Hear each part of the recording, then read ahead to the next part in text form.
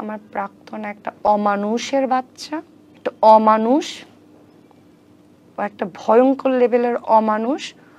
ওকে দেখার পরে আমার অন্য পুরুষ মানুষের উপর থেকে বিশ্বাস উঠে গেছে। Simple as it is. মানে আমাকে যদি বলেন প্রাক্তনকে নিয়ে কিছু বলতে, একটা অমানুষকে নিয়ে আমার কিছু বলার নেই। ও অমানুষ, মানুষের জাতের মধ্যে পড়ে না। কদিন আগে জাতীয় দৈনিকে দেয়া এক সাক্ষাৎকারে অভিনেত্রী অহনা তার প্রাক্তনকে গালিগালাজ করেছিলেন।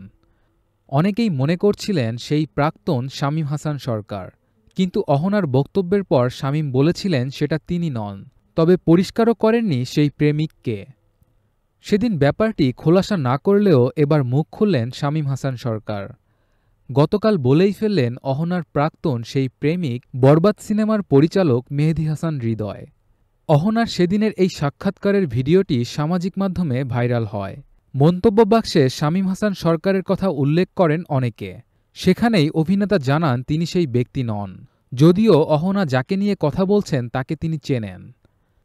শামীম হাসান সরকার সে সময়ে কমেন্টে বলেন, সবাই কমেন্টে জিজ্ঞেস করে সেই প্রাক্তন আমি কিনা। সবাই পুরো অনুষ্ঠান না দেখে আমাকে বিচার করলে হবে না।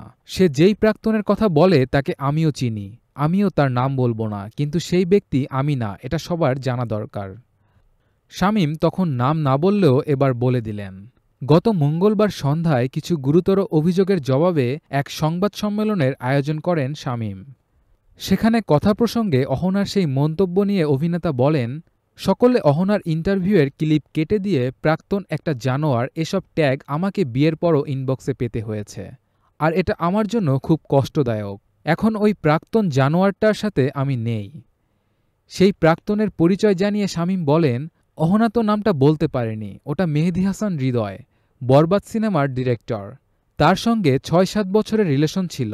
আমি মাঝে অহনার সাথে বন্ধুত্ব করেছি, সে সময়ও তার মেহেদীর সাথে সম্পর্ক ছিল। আমার এ কারণেই ওর সাথে সম্পর্ক টেকেনি।